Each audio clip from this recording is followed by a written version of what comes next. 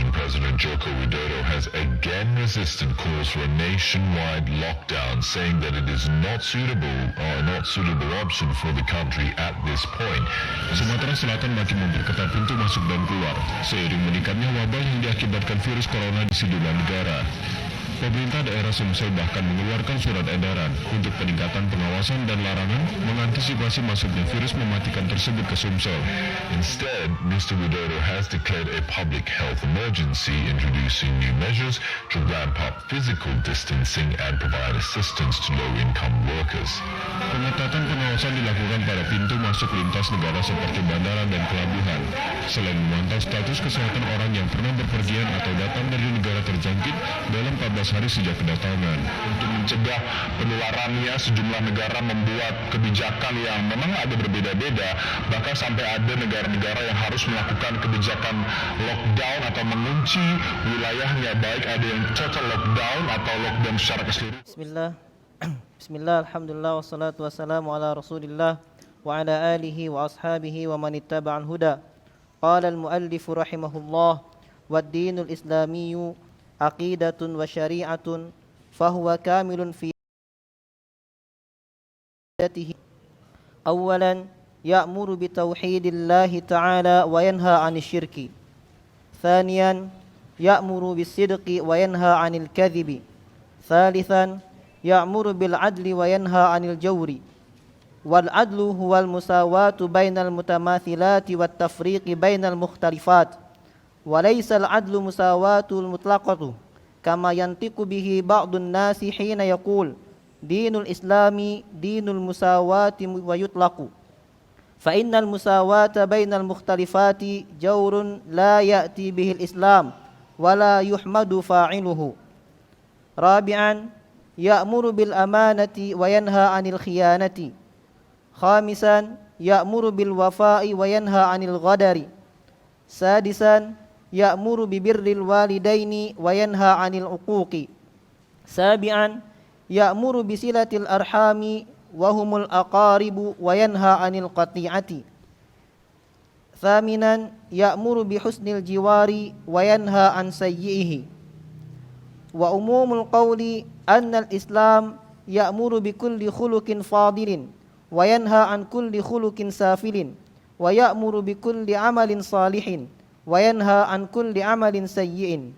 Qala Allah Ta'ala, innallaha ya'muru bil 'adli wal ihsan wa ita'i dzil qurba wa yanha 'anil fahsya'i wal munkari wal baghi ya'idzukum la'allakum tadhakkarun. Jazakumullah khair. Qala al-muallif rahimahullah ta'ala, wad-dinul islamiyyu aqidatun wa syari'ah. Agama Islam ini terdiri dari dua hal penting, aqidah dan syariah. Aqidah dan syariah. Yang dimaksud dengan aqidah, bahwa aqidah itu sebagaimana dikatakan oleh para ulama, al-aqidatu tutlaqu alal imanil jazim wal hukmil qati. Aqidah itu adalah biasanya disebut untuk satu iman yang pasti, ya, satu keimanan yang pasti, wal hukmil qati, dan satu hukum yang pasti, alladzi la yatatarraq ilaihi syakkun, yang tidak terkena oleh keraguan, tidak tertimpa rasa ragu sedikit pun. Makanya akidah, ada akidah sahihah, ada akidah batilah. Ya. Lah orang-orang berkeyakinan dan keyakinan itu batil, dia itu yakin. Dia tidak ragu sama sekali. Ya. Makanya mereka berakidah batilah. Ada orang berakidah benar. Ya, dia beriman pada Allah, beriman pada Rasulnya, beriman pada arkanul iman, dan dia tidak ragu sama sekali. Ini yang namanya akidah sahihah. Makanya akidah ada dua macam, ada akidah sahihah, ada akidah batilah. Tapi yang namanya akidah itu sesuatu hal yang diyakini. Haqqan atau batilan, apakah itu hak atau batil? Ini secara umum istilah akidah, keyakinan yang pasti pada seseorang. Ya. Sedangkan akidah yang dimaksud akidah Islam, ya, yang kita yakini tentunya. Jadi akidah itu adalah wahiyya ma yu'minu bihil insan. Yang namanya akidah itu adalah sesuatu yang diimani oleh seseorang, wa yaqid alaihi qalbahu wa dhamirahu. Yang mana keyakinan ini diikat dalam hatinya dan dalam dhamirnya, dalam sanubarinya. Wa yattakhidhuhu madhhaban wa dinan yadinu bihi, dan dia jadikan itu sebagai madhabnya, sebagai agamanya yang dengannya dia beragama. Fa idza kana hadzal iman al-jazim wal hukm al-qati sahihan, kanatil aqidatu sahihatan. Maka kalau keimanan yang mantap ini, ya, dan putusan yang pasti ini adalah sesuatu yang benar, maka itu dinamakan akidah sahihah. Tetapi, ya, contohnya adalah akidah Ahlussunnah wal Jamaah. Ini akidah yang hak, yang sahih. Wa in kana batilan kanatil aqidah batilah. Demikian pula kalau akidah itu keyakinan itu batil, maka ini akidah yang batil namanya. Akidah batilah. Contohnya adalah ka'tiqad firq dalal. Contohnya keyakinan kelompok-kelompok menyimpang dari Islam. Mu'tazilah, Khawarij, dan yang lainnya. Rafidhah. Yang mempunyai keyakinan, tapi keyakinan ini batil. Tidak sesuai dengan Quran dan Sunnah. Dan tidak sesuai dengan apa yang dipahami oleh para salaf. Maka akidahnya akidah menyimpang. Akidah yang batil. Adapun syariah, yaitu sesuatu yang ma nazala bihil wahyu ala Muhammadin sallallahu alaihi wasallam. Ya, karena ini Islam dimaksud Islam yang dibawa oleh Nabi SAW. Maka makna syariat sebagaimana dikatakan para ulama, asy-syariah ma nazala bihil wahyu ala Muhammadin SAW minal ahkam. Ya, yaitu apa-apa yang Allah turunkan, yang ada wahyu padanya, yang diturunkan kepada Muhammad SAW berupa hukum-hukum allati tuslihu ahwalan nas, yang memperbaiki keadaan manusia fid dunya wal akhirah, baik di dunia maupun di akhirat. Dan syariat ini sebetulnya kalau secara umum syariat itu mencakup akidah. Ya. Karena masalah-masalah yang berkaitan dengan dengan akidah itu disebut oleh para ulama apa? Al-fiqhul akbar. Al-Imam Abu Hanifah punya kitab namanya Al-Fiqhul Akbar. Fikih yang akbar. Itu adalah masalah akidah. Ya, jadi syariat itu secara istilah masuk di dalamnya akidah. Jadi ma nazala bihil wahyu ala Muhammadin sallallahu alaihi wasallam minal ahkam. Ya, apa yang wahyu yang turun kepada Nabi SAW berupa hukum-hukum yang akan memperbaiki keadaan manusia di dunia dan di akhirat.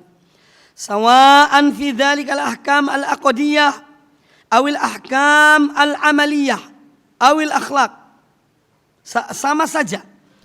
Apakah itu termasuk bagian-bagian dari masalah akidah atau masalah hukum atau masalah akhlak, ini secara utuh dinamakan syariat. Ya.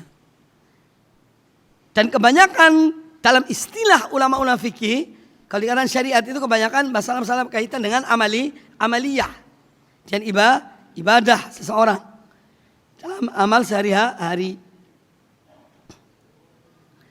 Nah, syariat Islam ini dia memiliki beberapa keistimewaan. Saya tidak akan sebutkan semuanya, sebagian. Yang pertama diantaranya bahwa syariat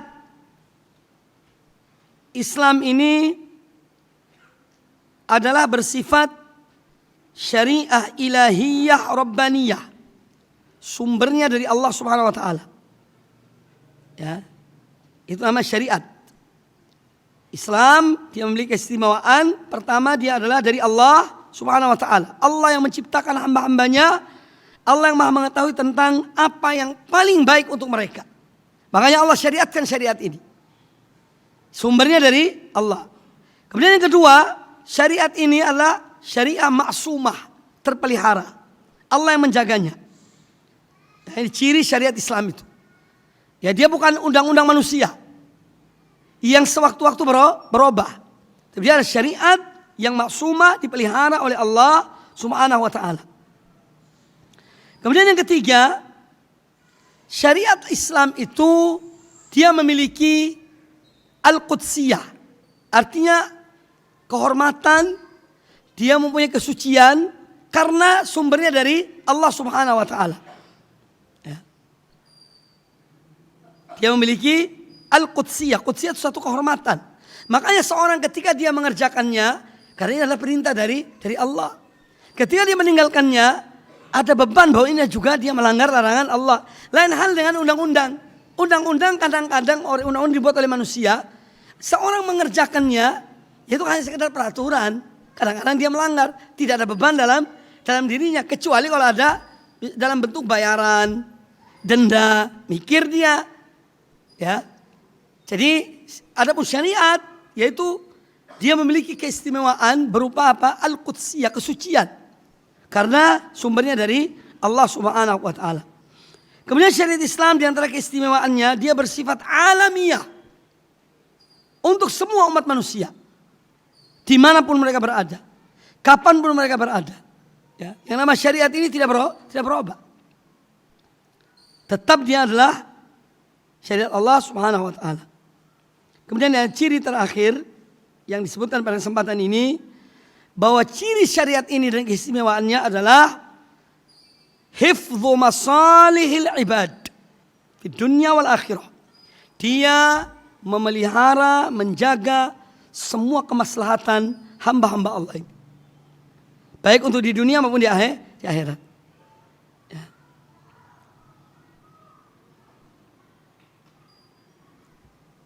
Itu ciri dari syariat Allah Subhanahu wa ta'ala.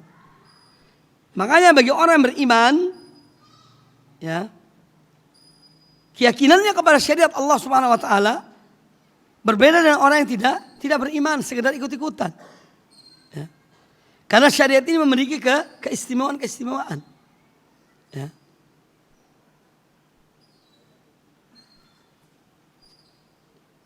Fahuwa kamilun fi akidatihi wa syara'ihi. Islam ini adalah agama yang sempurna. Akidahnya sempurna, syariatnya sempurna. Tidak ada kekurangan.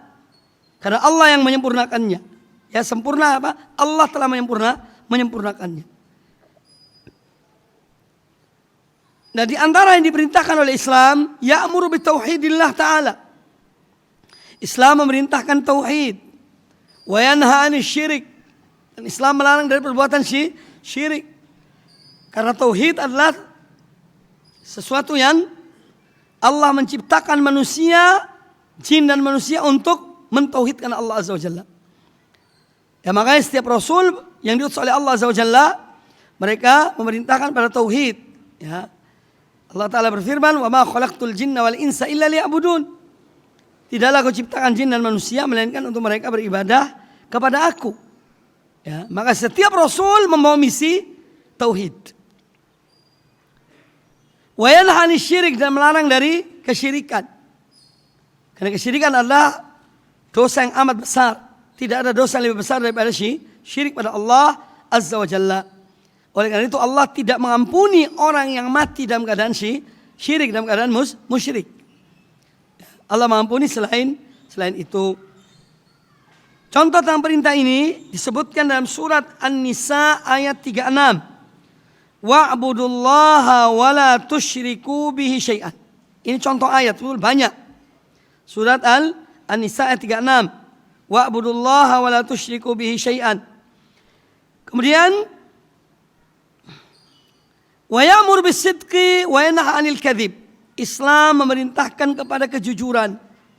Berkata benar, berbuat benar, berniat benar. Jadi sidik itu, kejujuran itu tidak hanya dalam lisan. Seorang membatasi kejujuran pada lisan, ini satu pembatasan yang sebetulnya sangat sempit. Karena sidqun itu mencakup semua ucapan, perbuatan, keyakinan. Makanya ada kemunafikan. Mengapa ada sifat kemunafikan? Karena orang yang mengucapkan keislaman itu tidak jujur. Lisannya mengucapkan dia beriman, hatinya mengucapkan kekufuran.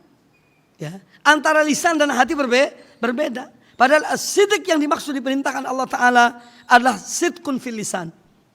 Dalam berbicara. Sidqun fil iman, fil qalb. Dalam beriman pada Allah. Harus jujur. Ya. Dan sidq dalam amal perbuatannya. Ya. Dia jujur, tidak munafik. Sekarang ada orang sholat. Masya Allah sholat 5 waktu. Ya, atau sholat 2 rakaat di masjid. Tapi ya, gerakan sholatnya sama. Tapi niatnya tidak benar. Sholat 2 rakaat sholat sunnah benar. Atau sholat zuhur atau sholat Jumat. Gerakannya, tata caranya mengikuti sunnah Nabi SAW. Tapi niatnya tidak benar. Minta dipuji oleh manusia. Dilihat oleh manusia. Makanya bahwa kejujuran itu tidak hanya dalam pembicaraan. Ya, yang dituntut oleh seorang muslim adalah yaitu jujur dalam berbicara, jujur dalam hatinya, jujur dalam amal perbuatannya sehingga dia terhindar dari kemunafikan. Wa yanha 'anil kadzib, dan Islam melarang dari perbuatan dusta, dusta dalam berbicara, dusta dalam hatinya, ya. Dusta dalam perbuatannya, ya, itu pun dilarang, dan banyak hadis-hadisnya dalil-dalil tentang masalah ini. Kemudian ya'mur bil adli wa yanha 'anil jaur. Islam memerintahkan kepada keadilan, ya, karena Allah memerintahkan kepada hamba-hambanya untuk berbuat adil, dan Allah zat yang maha adil. Maka dari itu akidah dan syariat Allah itu yang teradil bagi manusia. Ya. Itu yang teradil. Ya. Ya'mur bil adli wa yanha 'anil jaur, dan Islam melarang dari kezaliman. Al-jaur adz-dzulum, lawan dari keadilan. Ya. Kemudian kata Syekh Muhammad rahimahullah, al-adlu wal musawah bainal mutamathilat wa tafriq bainal mukhtalifat. Yang namanya adil itu adalah menyamakan sesuatu yang memang harus disamakan. Ya, dan memisahkan, membedakan hal-hal yang memang harus dibedakan. Karena ada hal-hal yang harus memang disamakan.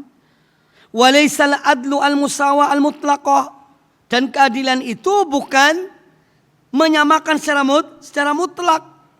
Ya. Tidak sebagaimana dikatakan oleh sebagian orang, laki-laki sama dan wanita harus sama, semuanya harus sama. Ya. Ini tidak adil namanya. Karena Allah Ta'ala menyebutkan bahwa laisa dzakaru kal untha, laki-laki tidak sama dengan wanita. Oke, dalam bentuk apa disamakan? Ya, ada hal-hal yang memang disamakan. Dalam masalah amal mereka, ya, pahala, ganjaran, Allah tidak membedakan. Orang yang soleh, yang baik, itu mukmin atau mukminah, kalau dia berbuat baik, Allah akan memberikan siapapun orangnya. Ya. Kemudian wa tafriq bainal mukhtalifat. Bahwa keadilan itu adalah membedakan yang memang harus dibedakan. Walaisal adlul musawat al-mutlaq kama yantiqu bihi ba'dun nas. Ya. Dan keadilan itu bukan menyamakan semuanya. Sebagaimana dikatakan oleh sebagian orang, hina yaqul, ketika dia mengatakan dinul Islam, dinul musawah, wa yutlaq. Ketika dia mengatakan bahwa Islam adalah agama persamaan, yang menyamakan segala-galanya, kemudian dibiarkan. Titik sampai di situ, tidak. Ya, fa innal musawah bainal mukhtalifat jaurun. Karena menyamakan sesuatu yang berbeda itu adalah bentuk kezaliman. La ya'ti bihil islamu wa la yahmadu fa'ilahu. Islam tidak membawa itu. Dan Islam tidak memuji orang melakukan kezaliman tersebut. Ya, kalau menyamakan hal yang berbeda. Makanya Islam melihat, membuat satu ukuran tentang keadilan, contohnya di hadapan Allah Azza wa Jalla adalah ketakwaan. Siapapun orangnya. Yang disamakan sini adalah ketakwaan. Ya. Dari siapapun orang itu dari kulit merah, kulit putih, ya, orang bangsa ini, bangsa itu, kabilahnya ini, kabilahnya itu. Kalau dia mendatangkan ketakwaan, dia bertakwa pada Allah Azza wa Jalla, inilah yang akan mengangkat derajatnya. Maka suatu ketidakadilan ketika seorang membedakan manusia karena warna kulitnya, karena bangsanya, karena sukunya, karena garis keturunannya, itu bukan ukuran bagi Islam. Ya. Itu hanya untuk ta'aruf ya ayuhan nas, wahai sekalian manusia. Inna khalaqnakum min dzakarin wa untha. Sungguh yang kami ciptakan kalian dari laki-laki dan wanita. Wa ja'alnakum syu'uban wa qabaila. Dan kami jadikan kalian berbangsa-bangsa, bersuku-suku. Ya, lita'arafu, agar kalian saling kenal satu dan yang lainnya. Kemudian Allah mengatakan inna akramakum indallahi atqakum. Sungguh orang paling mulia di antara kalian yang bersuku-suku ini, yang berbeda warnanya, berbeda bahasanya, berbeda bangsanya, yang paling mulia adalah orang yang paling bertakwa di sisi Allah. Itu yang paling mulia. Ya. Dan Rasulullah SAW bersabda, ya, dalam hadis riwayat Imam Muslim, man batta'a bihi amaluhu lam yusri bihi nasabuhu. Hadis riwayat Imam Muslim. Barang siapa di akhirat kelak dia diperlambat untuk masuk surga karena amal perbuatannya, maka tidak bisa dipercepat oleh karena nasab keturunannya, tidak bisa. Ya. Bilal didengar oleh Nabi SAW terompahnya, langkahnya di surga. Padahal dia seorang budak, yang dimerdekakan oleh Abu Bakar Siddiq. Dia beriman pada Allah, maka Allah muliakannya. Sebaliknya, Abu Lahab, seorang dari bangsawan Quraisy, pamannya Rasulullah SAW, ketika dia tidak beriman pada Allah Ta'ala, dia menantang dakwah Rasulullah SAW, maka Allah abadikan dia dalam Al-Quranul Karim bahwa dia di neraka. Ya. Jadi ikhwani fillah rahimakumullah, Nabi kita Muhammad SAW juga dalam masalah hukum, ketika beliau mengatakan, "Lau anna Fatimah binta Muhammadin saraqat laqata'tu yadahu." Ini menunjukkan keadilan. Seandainya Fatimah binti Muhammad mencuri, aku akan potong tangannya. Ya. Yang akan potong beliau, bukan yang lainnya. Beliau tidak menyuruh orang lain, beliau akan memotongnya. Ini contoh bahwa beliau adalah orang yang menegakkan keadilan dalam hukum, sama, tidak ada bedanya. Kisahnya adalah karena ada seorang bangsawan Quraisy mencuri seorang wanita. Diputuskan oleh Nabi SAW bahwa wanita ini dipotong tangannya. Maka ada beberapa orang pemuka Quraisy itu yang seakan-akan kurang menerima dengan ketetapan ini. Maka mereka minta supaya ada syafaat. Ya. Ibaratnya naik banding. Ya. Dengan perantaraan itu kata mereka, kita bicara kepada Usama bin Zaid, karena orang ini sangat dicintai oleh Rasulullah, dia dan ayahnya. Usama datang kepada Rasulullah, ya Rasulullah, yang diminta ini hukuman diringankan karena ini wanita Quraisy. Maka marahlah Nabi SAW tentang permintaan. Ya Usama, engkau memberi syafaat dalam hukum di antara hukum Allah. Kemudian beliau mengatakan ucapannya, ya, la anna Fatimah binta Muhammadin saraqat laqata'tu yadaha. Seandainya Fatimah binti Muhammad mencuri, aku akan potong tangannya. Ini persamaan keadilan dalam hukum, bukan membeda-bedakan. Ya, anak pejabat dilepas, ya, orang yang rendahan dianggap rendah itu dihukum. Itu bukan ajaran Islam. Ya'muru bil adli wa yanha 'anil jaur. Islam memerintahkan pada yang adil, keadilan, dan melarang dari kezaliman. Ya'muru bil amanah wa yanha 'anil khiyanah. Islam memerintahkan kepada amanah dan melarang dari perbuatan khianat, karena khianat perbuatan yang sangat tercela. Ya. Perbuatan yang sangat tercela adalah khianat. Ya. Allah memerintahkan untuk amanah. Di dalam Al-Quran surat An-Nisa ayat yang ke-58. Innallaha ya'murukum an tu'addul amanati ila ahliha. Sesungguhnya Allah memerintahkan kalian melaksanakan amanah, menyampaikan amanah kepada ahlinya, kepada pemiliknya. Wa idza hakamtum bainan nasi an tahkumu bil adli. Dan apabila kalian menghukumi manusia harus hukumi dan adil. Ini perintah dari Allah Subhanahu wa taala. Kemudian Allah melarang khianat dalam surat An-Nisa ayat 27. Ya ayyuhalladzina amanu la takhunullaha war rasul. Ya. Wa takhunu amanatikum wa antum ta'lamun. Wahai orang-orang yang beriman, janganlah kalian khianati Allah dan khianati Rasul. Dan jangan pula kalian khianati amanat-amanat kalian padahal kalian mengetahuinya. Ya. Ini larangan dari perbuatan khianat. Bahkan seorang berkhianat pada kita tidak boleh membalas dengan khianat. Sebagaimana sabda Nabi SAW, hadis riwayat Imam Abi Daud, kata beliau alaihi salatu wassalam, "Addil amanata ila man i'tamanaka." Tunaikan, laksanakan, penuhi amanah itu pada orang yang engkau diamanati. Pada orang yang mengamanatimu, sampaikan amanahnya. Wala takhun man khanak. Dan jangan kamu khianati orang yang mengkhianatimu. Ya. Ini ajaran Rasulullah sallallahu alaihi wasallam. Ya'muru bil amanah wa yanha 'anil khianah. Ya'muru bil wafa wa yanha 'anil ghadar. Islam memerintahkan kepada menepati janji dan melarang dari khianat juga, menyelisih janji. Ya, banyak ayat-ayat Al-Qur'an. Ya ayyuhalladzina amanu aufu bil uqud. Wahai orang beriman, penuhilah janji-janji kalian, akad-akad kalian, perjanjian kalian. Kita dipenuhi, diperintahkan. Dan jangan sampai juga mengkhianati ya perjanjian atau membatalkan tanpa hak. Ya. Kemudian yang keenam, di antara yang diperintahkan oleh Islam, ya'muru birril walidain wa yanha 'anil uquq. Ya, Islam memerintahkan kepada birrul walidain. Karena dengan sebab mereka orang tua kita ini hadir di dunia ini. Ya.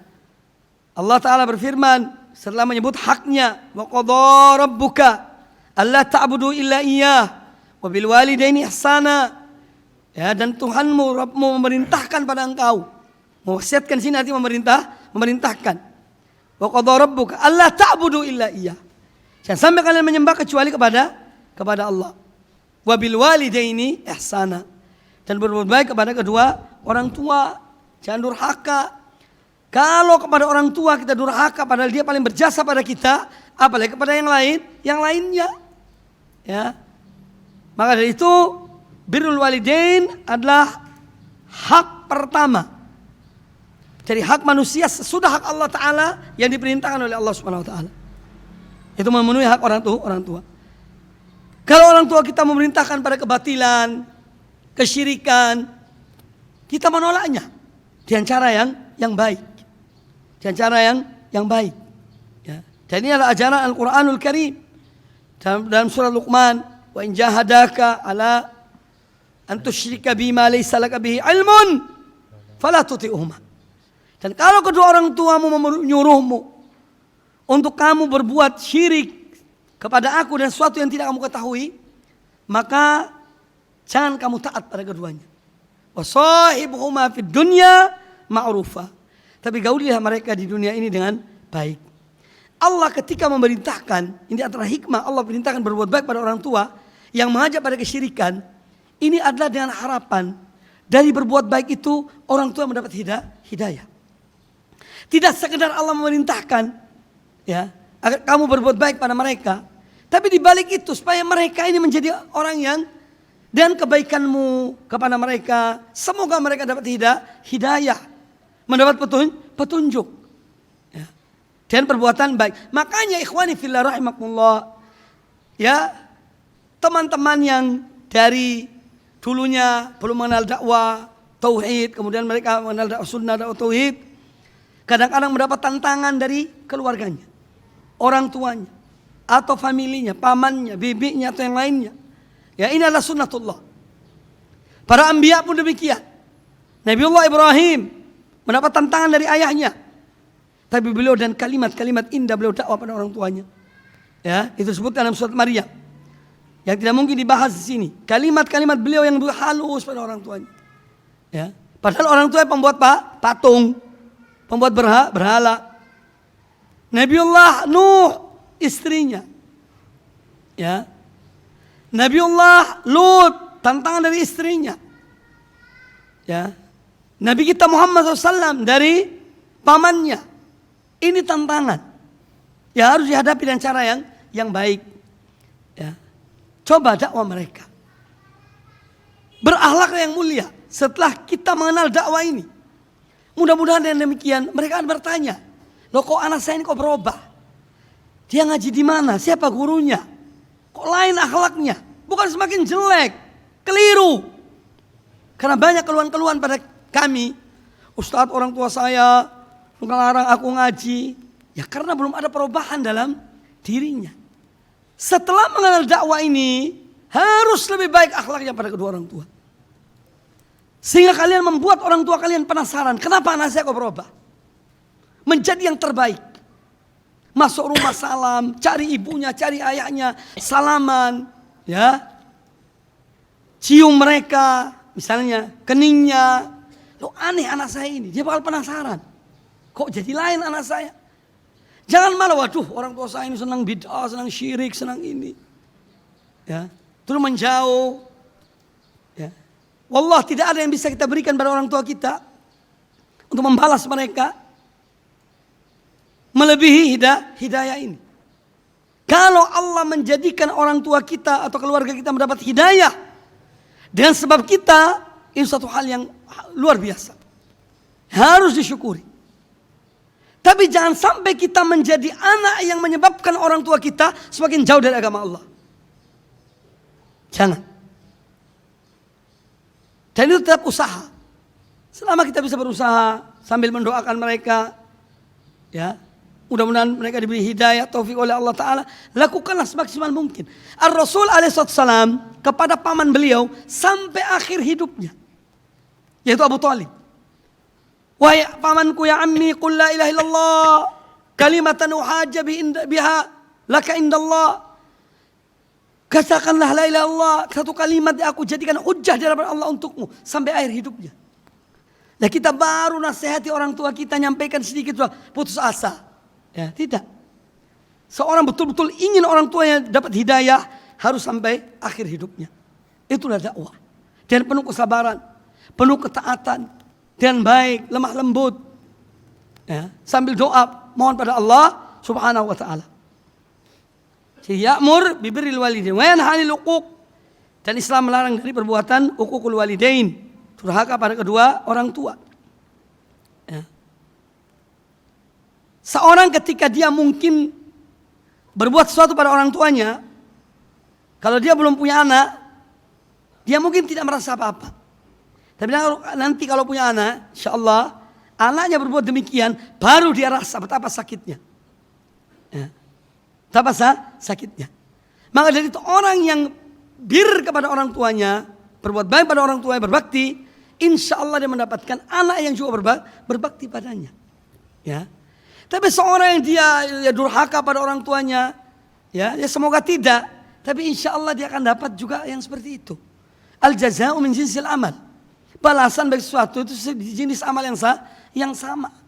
Ya. Wa ya'muru bisilatil arham wa humul aqarib wa yanha 'anil qati'ah. Islam memerintahkan kepada silaturahim.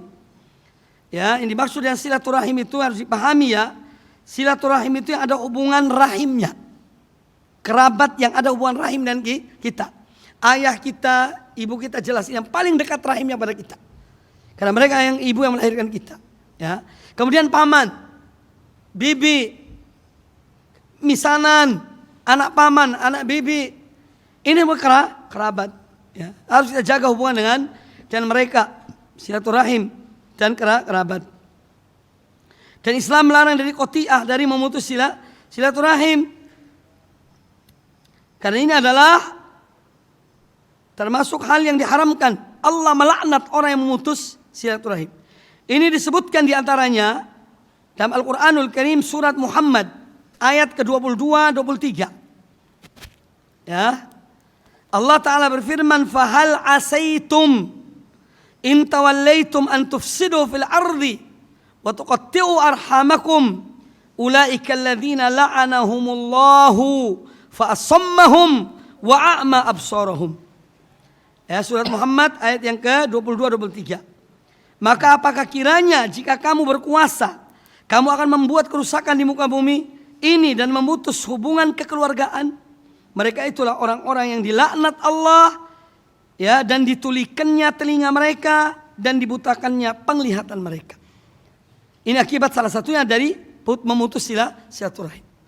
Maka ikhwani fillah rahimakumullah, jagalah silaturahim ini pada kerabat kita, ya. Jaga hubungan ini, silaturahim. Dan jangan memutus silaturahim. Walaupun keluarga kita memutus silaturahim, kita jangan memutusnya. Kita mendoakan mereka, kita menyambung mereka.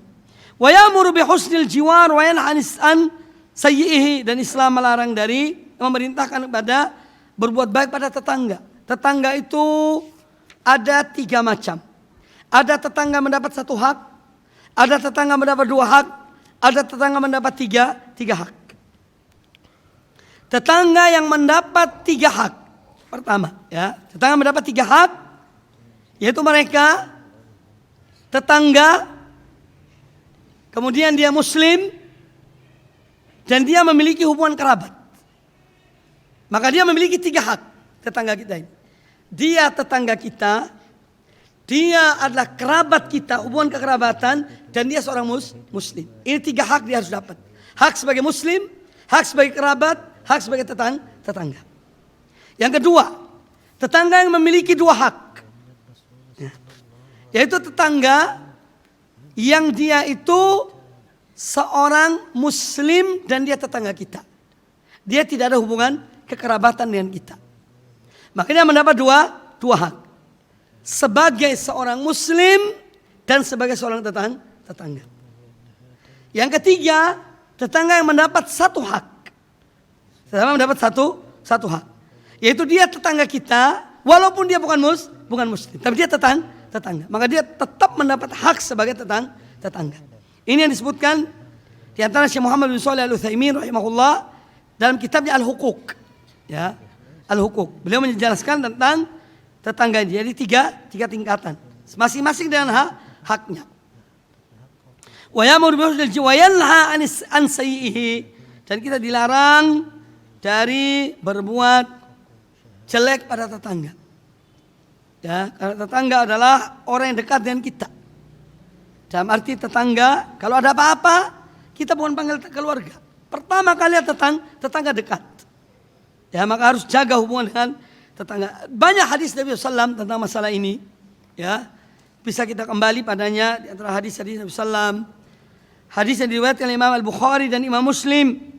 Ma zala yusini Jibril bil jar hatta dhanantu annahu sayuwarrithuhu. Jibril senantiasa mewasiatkan aku, yakni agar berbuat baik kepada tetangga. Sampai-sampai aku mengira, kata Nabi SAW, bahwa tetangga itu akan mendapatkan warisan dari tetangga. Sampai-sampai demikian. Ya, ada hadis yang lain, masalah-masalah tentang kaitan dengan iman, ya. Ini masalah adab tapi kaitan dengan iman. Man kana yu'minu billahi wal yawmil akhir fala yu'dhi jarahu. Barang siapa beriman pada Allah dan hari akhir, maka janganlah dia menyakiti tetangganya. Menyakiti tetangga itu kadang-kadang dengan suara, keributan-keributan. Walaupun dia tidak nyakiti langsung, tapi meributkan orang yang sedang istirahat. Atau mungkin membuang sampah di dekat tetangga walaupun sedikit. Itu kadang-kadang menyakiti tetangga itu. Ya. Jadi ada bentuk-bentuk, jangan kita remehkan. Walaupun itu kecil, kita tetap menjaga hubungan dengan tetangga. Wa umumul qaul, intinya bahwa kata beliau rahimahullah, annal Islam ya'muru bi kulli khuluqin fadil.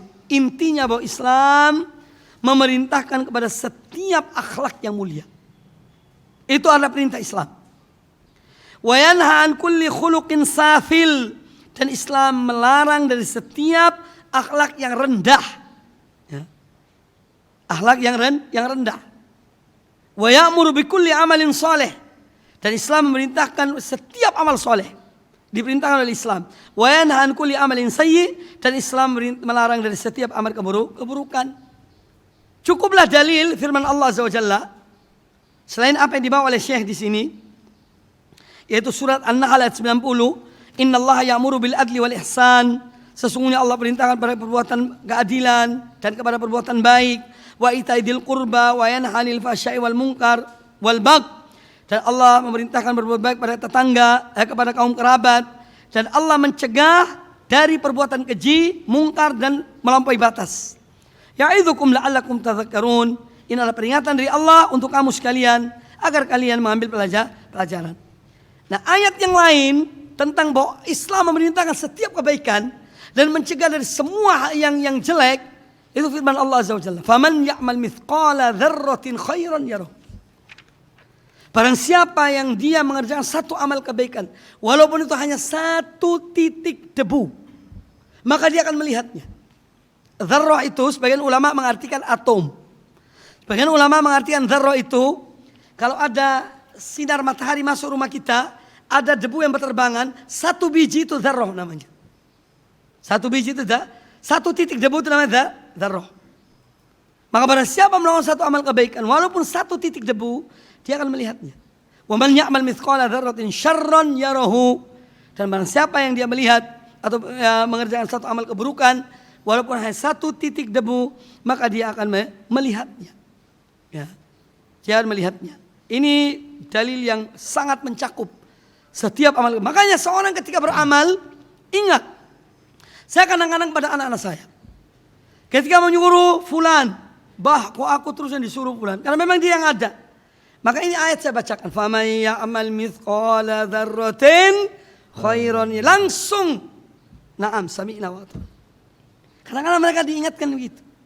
Sudahlah, kamu tidak usah urus fulan. Barang siapa melakukan satu amal kebaikan, dia akan melihatnya.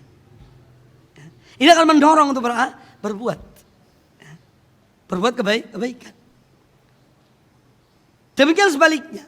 Kalau berbuat ada omongan yang menyakitkan saudaranya, ya juga ingatkan, wa man ya'mal mithqala dzarratin syarran yarahu, dia akan melihatnya. Ya.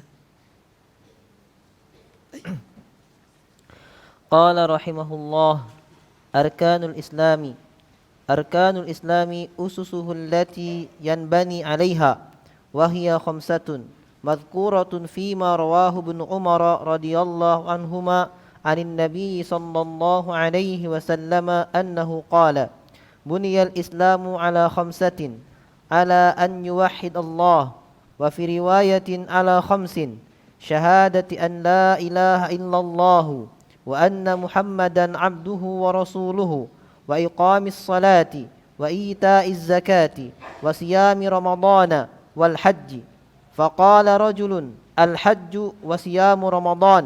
قال لا، صيام رمضان والحج. هكذا سمعته من رسول الله صلى الله عليه وسلم. أما الشهادة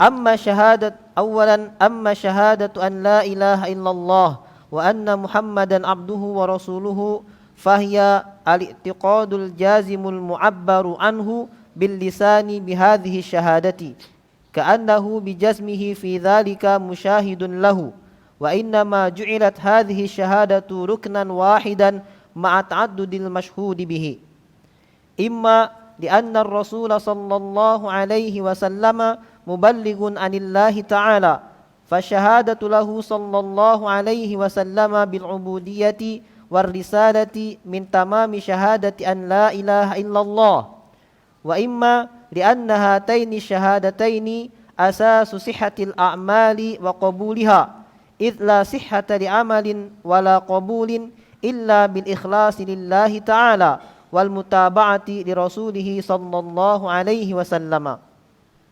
فبالإخلاص لله تتحقق شهادة أن لا إله إلا الله، وبالمتابعة لرسول الله تتحقق شهادة أن محمدا عبده ورسوله. ومن ثمرات هذه الشهادة العظيمة تحرير القلب والنفس من الرق للمخلوقين ومن الأتباع لغير المرسلين. ثانيا Baik. Kata al-muallif arkanul Islam. Setelah beliau memberikan muqaddimah tentang Islam secara umum, bahwa dia syariat yang memerintahkan pada semua kebaikan dan mencegah dari semua yang jelek. Kemudian beliau masuki pembahasan tentang arkanul Islam al-khams atau al-khamsah, rukun Islam yang 5. Arkanul Islam ay ususuhu. Ya, rukun-rukun Islam artinya asas-asasnya. Ya. Allati yambani 'alaiha, yang mana Islam ini dibangun di atas asas-asasnya ini. Wa ya khamsatun. Rukun Islam ada 5. Madhkuratun fi ma rawahu Ibnu Umar radhiyallahu anhuma an Nabi sallallahu alaihi wasallam. Ini disebutkan dalam hadis Abdullah bin Umar radhiyallahu anhuma bahwa Nabi sallallahu alaihi wasallam bersabda, "Buniyal Islamu ala khamsatin." Islam ditegakkan, didirikan, dibangun di atas 5 perkara. Di atas 5 asas. Mungkin ada yang bertanya, siapa yang membangun Islam ini di atas 5 asas itu? Karena di sini disebutkan buniyah. Tidak disebutkan siapa pelakunya. Ya. Ini namanya al-fi'il alladzi la yudhkaru fa'iluhu. Fi'il yang tidak disebutkan fa'ilnya. Ya. Itu timbangannya. Atau disebut dengan fi'il mabni lil majhul, yang tidak disebut fa'ilnya. Nah, siapa yang bangun Islam ini di atas 5 perkara ini, 5 asas ini? Para ulama menyebutkan itu Allah Subhanahu wa taala. Jadi yang membangun Islam di atas 5 asas ini adalah Allah Subhanahu wa taala. Allah memerintahkan Nabi sallam untuk menyampaikan kepada manusia dalam hadis ini. Bunyal Islamu ala khamsatin. Islam dibangun di atas 5 asas, 5 landasan. Dalam satu lafaz, ala an yuwahhadallahu. Ya, yaitu yang pertama, dibangun di atas mentauhidkan Allah. Ya, mentauhidkan Allah. Di dalam riwayat yang lain, juga dalam riwayat Imam Muslim ini, tapi lafadznya berbeda. Disebutkan wa fi riwayatin ala khamsin. Bahwa Islam dibangun di atas 5 perkara. Syahadati an la ilaha illallah wa anna Muhammadan abduhu wa rasuluh wa iqamis shalah wa ita'iz zakah wa siyami Ramadan wal hajj. Ini adalah hadis lafadznya dari Sahih Muslim. Ya. Bahwa Islam dibangun di atas yang pertama syahadat. Syahadat itu persaksian. Yang namanya saksi, pada umumnya dalam pemahaman nama saksi itu orang yang menyaksikan sesuatu dan mata kepalanya. Makanya dalam perkara-perkara ditanya siapa yang jadi saksi dalam kejadian ini. Dicari orang. Kalian. Yang ini saksi di sini orang yang melihat dengan mata kepalanya kejadian itu. Nah, ini seakan-akan ketika seorang dia memberikan persaksian tiada sembahan yang hak kecuali Allah, seakan-akan dia melihat sesuatu itu. Ya. Yang tidak ada keraguan. Jadi bahasa yang dipinjam syahadat itu. Padahal syahadat itu persaksian yang dilihat dengan mata. Ya. Kemudian dipinjam kepada keyakinan yang menunjukkan bahwa seorang ketika dia melihat sesuatu, dia yakini sesuatu itu. Kita melihat fulan berada di, antum lihat saya lagi ngisi kajian di Masjid Syafi'i ini. Ya jelas yakin betul, tidak ada keraguan sama sekali bahwa Mubarak Mu'alim sedang ngisi kajian di Masjid Syafi'i. Lain dengan orang yang dengar ya, di tempat lain. Oh, ada berita, ada daurah. Tidak sama dengan orang yang melihat dengan mata kepalanya. Nah, ketika seorang memberikan persaksian pada Allah Ta'ala bahwa saya tiada sembahan yang kecuali Allah dan bahwa saya Muhammad adalah Rasul Allah, seakan-akan dia menyaksikan dengan mata kepalanya. Ini menunjukkan keyakinan pada sesuatu itu, kepada tauhid ini tadi. Yang pertama adalah syahadat an la ilaha illallah wa anna Muhammadan abduhu wa rasuluh. Memberikan persaksian bahwasanya tiada sembahan yang hak kecuali Allah dan bahwasanya Muhammad adalah hamba Allah dan Rasulnya. Yang kedua, wa iqamis shalah, menegakkan salat. Yang ketiga itaiz zakah, menunaikan zakat. Yang keempat siyami Ramadan, puasa di bulan Ramadan. Wal hajj, yang kelima adalah ibadah haji. Faqala rajulun, ketika Abdullah bin Umar menyampaikan hadis ini, ada seorang bertanya pada beliau, al-hajju wa siyamu Ramadan, yakni bukan haji kemudian puasa Ramadan? Kata Abdullah bin Umar, la, tidak. Siyamu Ramadan wal hajj. Bahwa Nabi SAW mengucapkan puasa di bulan Ramadan itu didahulukan ucapannya. Baru kemudian haji. Hakadha sami'tuhu min Rasulillah SAW.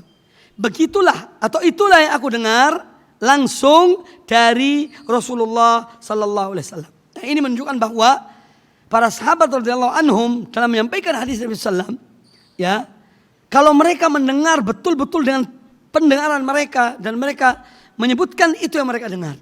Ya. Sebab kadang-kadang ada hadis pun yang juga dengan riwayat bil makna. Ya. Ada juga riwayat bil makna. Dan yang paling tinggi dalam masalah mendengar hadis itu adalah dengan lafaz sami itu aku mendengar. Yang sighah yaitu sami itu aku mendengar. Nah, ini juga menunjukkan keutamaan atau ketelitian di dalam masalah menerima hadis dari Nabi sallallahu alaihi wasallam. Jadi ini adalah 5 asas, ya, atau arkanul Islam al-khamsah, rukun-rukun Islam yang 5. Yang pertama adalah memberikan persaksian. Tentu persaksian penuh keyakinan, tidak ada keraguan, ya, bahwasanya tiada sembahan yang hak kecuali Allah. Ya, tiada sembahan yang hak kecuali Allah. Apa sih makna syahadat an la ilaha illallah? Kata Syekh Abdullah bin Abdul Aziz Ibnu Bas rahimahullah ta'ala, an yashhada bilisanihi. Ini makna syahadat. Dia menyaksikan atau bersaksi dengan lisannya dalam bentuk ucapan. Wa biqalbihi, dan dengan hatinya, yaitu dengan penuh keyakinan. Annahu la ma'budu haqqun illallah. Bahwasanya tiada sembahan yang hak. Karena ada sembahan yang batil. Ya. Makanya syahadat la ilaha illallah ini adalah persaksian bahwasanya tiada sembahan yang hak illallah kecuali Allah. Kata beliau, yashhadu bilisanihi. Dia mengucapkan persaksian ini dengan lisannya. Wa yu'minu biqalbihi, dan dia meyakini, dia membenarkan dengan hatinya. Annahu la ilaha illallah, bahwasanya tiada sembahan yang hak kecuali Allah, yakni la ma'budu haqqun illallah. Artinya tiada sembahan yang hak kecuali Allah, wa annama abadahun nasu min dunillahi, dan bahwasanya apa saja yang disembah oleh manusia selain Allah, min asnamin berupa berhala, patung-patung, au amwat, atau menyembah orang-orang telah mati, au asyjar, atau yang mereka sembah berupa pohon-pohon, au ahjar, atau kayu, atau batu tadi, atau pohon-pohon atau batu-batu, au malaika, atau yang mereka sembah berupa malaikat, au ghairihim, atau yang lainnya, kulluhu batilun, semua sembahan itu adalah batil. Ada orang menyembah sapi, ya. Nah, sapi ini tidak berhak disembah, batil. Jangankan sapi, ya, Jibril. Seandainya ada orang menyembah Jibril, maka Jibril adalah sembahan yang batil. Dia tidak berhak mendapat persembahan. Ya. Nabi, ada orang menyembah Nabi, entah Nabi Isa, Nabi Musa, Uzair, atau yang lainnya, maka semua yang disembah Nabi-Nabi tidak punya hak untuk disembah. Jadi siapapun, kalau saya malaikat, para anbiya, orang-orang soleh dan yang lain, tidak berhak disembah, apalagi batu, kayu, sapi, api, ya, dan yang lainnya, itu lebih tidak berhak disembah. Yang berhak disembah hanya Allah Subhanahu wa taala. Dan makna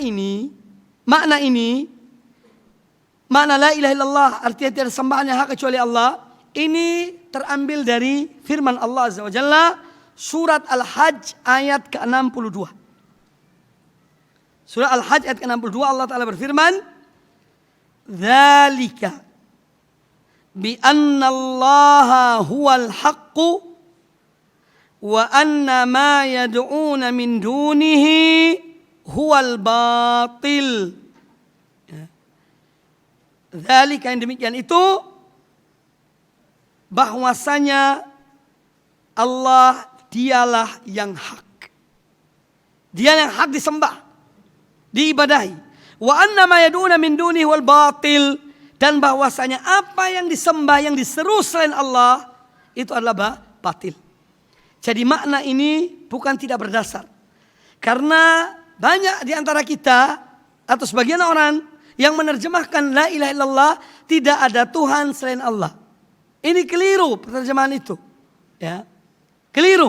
Yang benar adalah tiada sembahan yang hak kecuali Allah.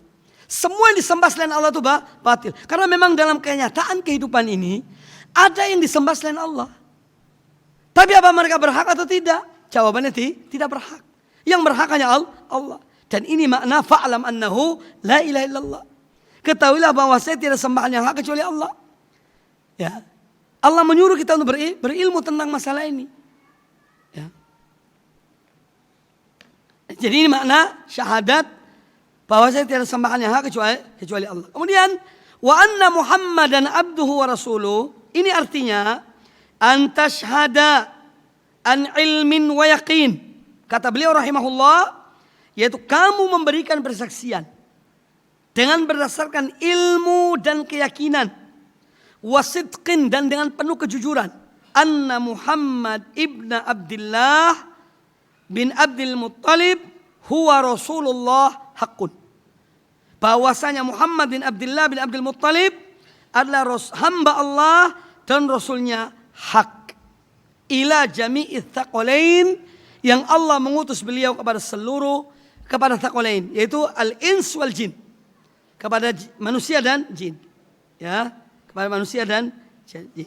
Wa annahu khatamul anbiya, dan kamu meyakini bahwasanya beliau sallallahu alaihi wasallam adalah penutup para nabi. Laisa ba'dahu nabiyyun, tidak ada nabi sesudah beliau sallallahu alaihi wasallam. Ya, ini makna dari dua kalimat. Amma syahadat la ilaha illallah wa anna Muhammadar Rasulullah fayal i'tiqad al-jazim. Ini adalah keyakinan yang pasti, al-jazim yang al-qati', yaitu i'tiqad, keyakinan yang pasti, al-mu'abbar anhu bil lisan, yang diungkapkan dengan lisan. Bihadhi syahadah, dengan persaksian ini. Ka'annahu yajzimuhu fi dzalika, seakan-akan dia itu memastikan hal tersebut, musyahidun lahu, dan dia betul-betul menyaksikan hal tersebut, yaitu dengan mata kepalanya. Kemudian ada pertanyaan di sini oleh Syekh, bahwa Nabi SAW menyebutkan rukun yang pertama ini menjadi satu rukun Islam. Padahal yang disaksikan itu dua. Yang pertama tentang Allah, yang kedua tentang Rasulullah. Tapi kok dijadikan satu rukun, bukan dua rukun. Rukun pertama bersaksi bahwa saya tidak sembahan yang hak kecuali Allah. Kemudian yang kedua bersaksi bahwa saya bahwa saya Nabi Muhammad adalah Rasul utusan Allah. Kok tidak dijadikan dua? Padahal yang disaksikan ini dua, Allah dan Rasulnya. Tapi dijadikan satu rukun. Ya. Wa innama ju'ilat hadhihi syahadatu ruknan wahidan. Persaksian ini dijadikan satu rukun ma'a ta'addudil mashhud bihi. Padahal yang disaksikan di sini ada dua perkara. Ya. Ini apalah, kenapa kok begitu? Kata beliau, ada dua kemungkinan. Yang pertama, imma li'anna Rasul sallallahu alaihi wasallam muballighun anillah. Yang pertama karena Rasulullah SAW beliau yang menyampaikan dari Allah Subhanahu wa taala risalah Allah ini. Fasyahadatu lahu bil ubudiyah war risalah min tamami syahadat alla ilaha illallah. Maka persaksian bahwasanya beliau sallallahu alaihi wasallam adalah hamba Allah dan Rasul Allah, ini termasuk penyempurna dari persaksian kepada tiada sembahan yang hak kecuali Allah. sebagai penyempurna bagi syahadat yang pertama. Ini kemungkinan pertama. Kemungkinan kedua, wa imma, atau bisa jadi li'anna hataini syahadatain, karena kedua syahadat ini, syahadu an la ilaha illallah, syahadu anna Muhammad Rasulullah, adalah asas sihatil a'mal wa qubuliha. Ini adalah menjadi landasan, menjadi syarat sahnya amal perbuatan seorang hamba dan diterimanya amal seseorang. Makanya dijadikan satu. Idla sihata li amalin wala qabul. Karena suatu amal ibadah tidak sah dan tidak diterima illa bil ikhlas lillahi ta'ala. Kecuali dengan mengikhlaskan amal itu hanya untuk Allah Ta'ala, wal mutaba'ah li rasulih sallallahu alaihi wasallam, dan dengan mengikuti Rasulullah sallallahu alaihi wasallam. Baru amal itu sah. Fabil ikhlasi, maka dengan seorang mengikhlaskan amalnya hanya semata-mata untuk Allah, tatahaqqaqu syahadat an la ilaha illallah, maka terwujudlah makna kandungan atau hakikat dari syahadat bahwasanya tidak sembahan yang hak kecuali Allah. Wabil mutaba'ati, dan dengan mengikuti Rasulullah sallam, tatahaqqaqu syahadat anna Muhammadan abduhu rasuluh, dan dengan mengikuti Rasulullah sallam, maka terbuktilah, terwujudlah persaksian bahwasanya Muhammad adalah hamba Allah dan Rasul, utusan Allah subhanahu wa ta'ala. Ini penyebabnya. Mengapa dua persaksian ini dijadikan satu? Ya, yang pertama karena syahadat yang kedua, ya ini menjadi penyempurna bagi syahadat yang pertama. Karena yang menyampaikan hal ini adalah Rasulullah sallallahu alaihi wasallam. Yang kedua, ya, atau yang kemungkinan kedua karena syahadat ini, dua syahadat ini menjadi syarat sahnya suatu amal dan diterima suatu amal ibadah kalau ya ikhlas karena Allah dan mengikuti Nabi sallallahu alaihi wasallam. Kemudian kata beliau rahimahullah, wa min thamarati syahadat al-azimah. Ya. Wa min thamarati syahadat al-azimah, dan di antara buah dari persaksian ini bahwasanya tidak sembahan yang hak kecuali Allah dan bahwasanya Muhammad adalah Rasul Allah, yaitu buahnya tahrirul qalbi wan nafsi minar riqqi lil makhluqin. Seorang dengan dua kalimat syahadat ini, dia membebaskan, memerdekakan hati dan jiwanya dari perbudakan kepada manusia. Ya. Maka dia tidak menjadi hambanya manusia. Atau makhluk selain manusia. Tapi dia adalah menjadi hamba Allah. Betul-betul hamba Allah. Dan dia adalah umat Rasulullah SAW. Wal ittiba' li ghairil muslimin. Li ghairil muslimin, mursalin. Dan juga ini membuahkan apa? Bahwa tidak ada yang wajib diikuti kecuali Rasulullah SAW. Kecuali para Rasul. Itu di antara buahnya. Makanya seorang dan keyakinan dua kalimat syahadat ini, dia tidak peduli. Ya, ketika ada apalah yang menimpa dirinya, atau ketika dia dikritik oleh manusia, dia tidak ada urusannya. Yang penting aku hubunganku dengan Allah Ta'ala sebagai Rabb, sembahan aku yang hak, dan Nabi SAW sebagai panutanku. Orang mau mencela dia, memaki dia, itu urusannya. Ya. Itu urusannya. Maka dia menjadi orang merdeka. Zahiran wa batinan, merdeka lahir dan batin. Oleh karena itu, sebagian orang yang senang diibadahi oleh manusia, disembah oleh manusia, dimuliakan oleh manusia bukan pada tempatnya, mereka marah. Ya.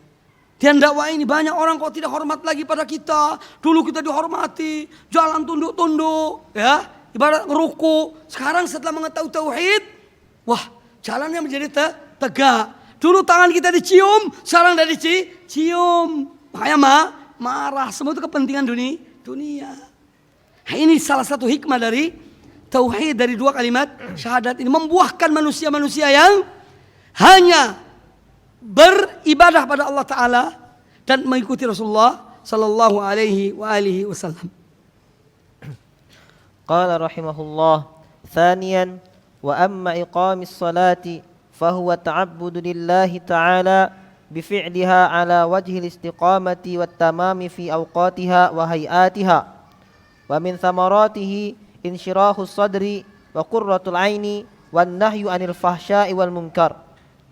Thalithan وأما إيتاء الزكاة فهو تعبد لله تعالى ببذل القدر الواجب في الأموال الزكوية المستحقة. ومن ثمراته تطهير النفس من الخلق الرذيل أي البخل وسد حاجة الإسلام والمسلمين. رابعا وأما صوم رمضان فهو تعبد لله تعالى بالإمساك عن المفطرات في نهار رمضان. ومن ثمراته ترويض النفس على ترك المحبوبات طلبا لمرضاة الله عز وجل. خامسا وأما حج البيت فهو التعبد لله تعالى بقصد البيت الحرام للقيام بشعائر الحج. ومن ثمراته ترويض النفس على بذل المجهود المالي والبدني في طاعة الله تعالى. ولهذا كان الحج نوعا من الجهاد في سبيل الله تعالى. وهذه الثمرات التي ذكرناها لهذه الأسس وما لم نذكره تجعل من الأمة أمة إسلامية طاهرة نقية تدين لله دين الحق وتعامل الخلق بالعدل والصدق لأن ما سواها من شرائع الإسلام يصلح بصلاح هذه الأسس وتصلح أحوال الأمة بصلاح أمر دينها ويفوتها من صلاح أحوالها بقدر ما فاتها من صلاح أمور دينها. ومن أرى. Baik, kemudian beliau rahimahullah menyebutkan rukun yang kedua. Dan apabila kita mencermati ya rukun Islam yang 5 ini, semua yang disebutkan 4 sesudah syahadat, sesudah 2 kalimat syahadat, yaitu salat, zakat, puasa, haji, semua ini dibangun di atas 2 kalimat syahadat itu. Ya. Makanya kalimat syahadatain ini landasan bagi arkanul arba yang sesudahnya itu.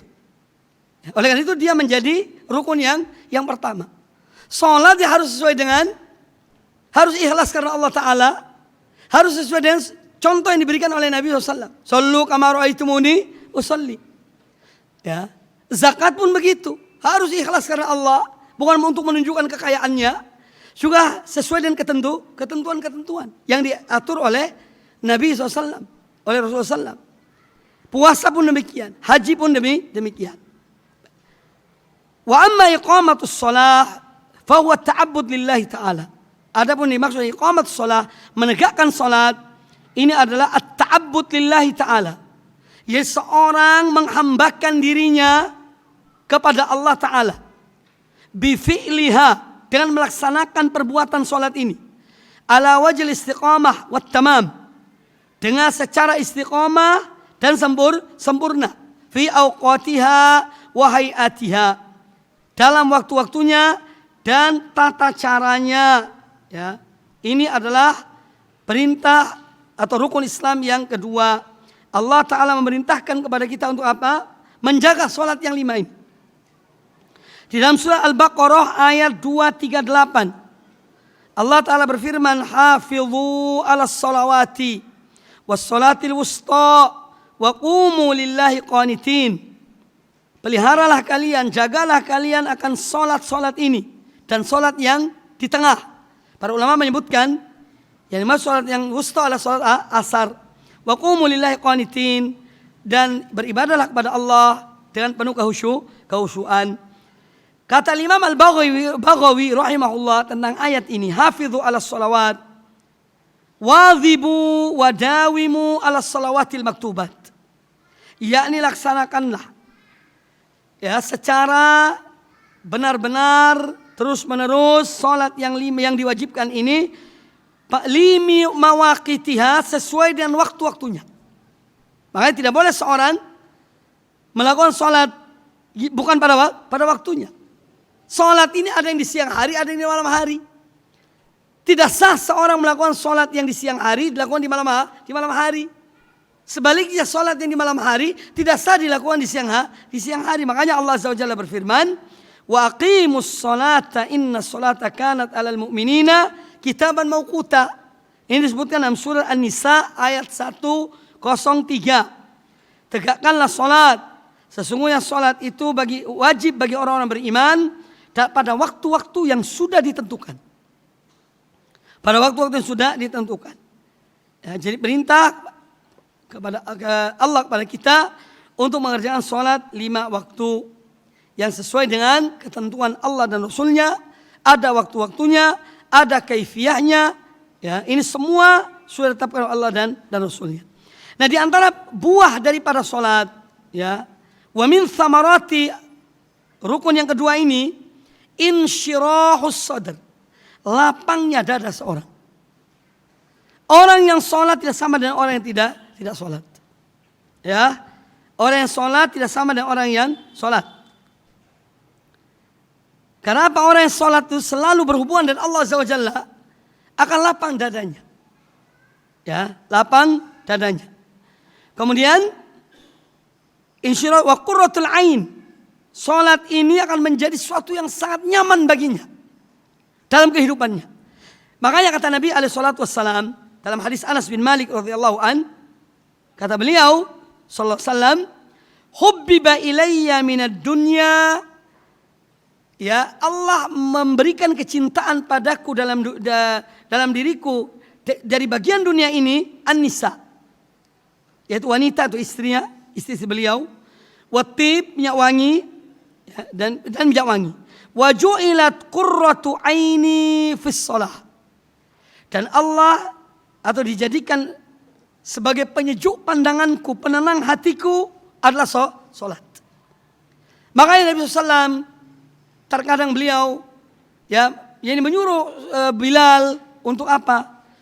Segera iqamatus shalah, agar apa? Hatinya nyaman. Ya, arihna bis shalah ya Bilal, arihna bis shalah. Wahai Bilal, jadikan kami ini nyaman dengan salat. Lah kalau kita manusia, apa yang menjadi qurrat ain kita? Ya istri, ya anak. Rabbana hablana min azwajina wa dzurriyyatina qurrata ayun. Itu manusia. Dan itu hal yang baik saja. Bagaimana seorang mendoakan supaya mendapatkan istri yang soleh, anak-anak yang soleh, itu manusia seperti kita. Kalau Nabi alaihissalam, ya, Allah jadikan qurratu ain beliau adalah salat. Makanya Rasul alaihissalam salat di malam hari, pernah beliau membaca dalam salat tahajud, salat malam, itu 7 surat yang terpanjang dalam Al-Quranul Karim. Dalam keadaan sakit. Surat Al-Baqarah, Ali Imran, An-Nisa, Al-Ma'idah, Al-An'am, Al-A'raf, At-Taubah, As-Sab'ut Tiwal. 7 surat terpanjang. Itu lebih dari 1000 ayat. Dalam keadaan sakit beliau sholat di malam hari. Karena apa? Sholat ini adalah qurratu ain. Lah kita imam baru buka dan sabbih isma rabbikal a'la. Aduh, kok panjang soal suratnya. Iya. Baru buka surat agak panjang, sudah gelisah. Kalau inna atau inna, betul sih, tidak apa-apa, semua itu dari Quran. Oh, pendek sholatnya. Alhamdulillah. Ya. Jadi Rasul alaihissalam, ya, Allah jadikan bagi beliau adalah sholat sebagai qurratu ain. Wa ju'ilat qurratu aini fis shalah. Baik, ikhwani fillah rahimakumullah. Wal inzijar anil fasya wal munkar. Salat itu diantara buahnya salat adalah seorang menjauhkan perbuatan keji dan mungkar. Kata Abdullah bin Abbas, maka di sini yang dimaksud dengan bahwa salat itu mencegah dari perbuatan keji dan mungkar, ya, yakni ketika seorang mungkin terlintas dalam dirinya, dia ingin berbuat keji atau mungkar, wudulah, salatlah. Salatlah. Maka salat itu tadi mencegah dia dari perbuatan mungkar itu. Ya. Ini yang disebutkan dalam tafsir Abdullah bin Abbas. Ya. Bukan berarti seorang ketika dia salat itu artinya pencegah dia dari kemungkaran, dari kekejaman yang sebagaimana dipahami. Ya, itu betul. Bukan tidak. Karena orang ketika dia salat, dia beribadah pada Allah Ta'ala, dia itu ketika akan berbuat maksiat, dia merenungkan tentang sholatnya, tentang ibadahnya, ya, tentang sholat dan ibadahnya. Allah Ta'ala berfirman dalam surat Al-Ankabut ayat yang ke-43, 45, wa aqimis sholata inna sholata tanha 'anil fahsya'i wal munkar wa la dzikrullahi akbar. Tegakkanlah salat, sungguh salat mencegah dari perbuatan keji dan munkar. Yani kata Abdullah bin Abbas, ketika dia salat itu mencegah dia dari perbuatan keji dan munkar. Nah, ketika seorang berbuat maksiat di luar salat, artinya dia mengikuti hawa nafsunya. Dia mengikuti bisikan syaitan. Maka dia harus segera mengingat Allah Subhanahu wa taala. Ya. Maka salah satu pencegah dari perbuatan keji dan munkar adalah salat itu tadi. Adalah dengan dia mengerjakan salat. Maka salat itu mencegah dia dari perbuatan keji dan munkar. Kemudian salat juga ini adalah untuk zikrullah. Untuk mengingat Allah Azza wa Jalla. Wa aqimis salata li dzikri. Dan tegakkanlah salat untuk mengingat aku. Ya. Untuk mengingat aku.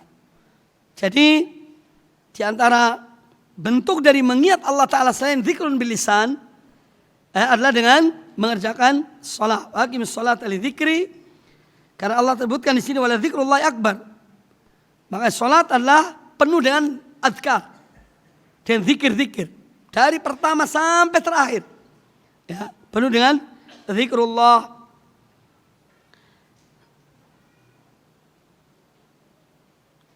Kemudian yang berikutnya wa amma ita'uz zakat, adapun menunaikan zakat. Kalau salat itu hablum minallah, zakatlah hablum minan nas. Ya, ini hubungan dengan manusia. Kita menjaga dua-duanya. Jaga hubungan kita dan Allah Azza wa Jalla. Ya, dalam bentuk salah satunya adalah salat wa zikrullah. Yang kedua adalah hablum minan nas, yaitu dengan seorang menginfakkan atau mengeluarkan zakat yang ditetapkan oleh Allah dan Rasulnya kepada orang-orang yang berhak menerima zakat itu.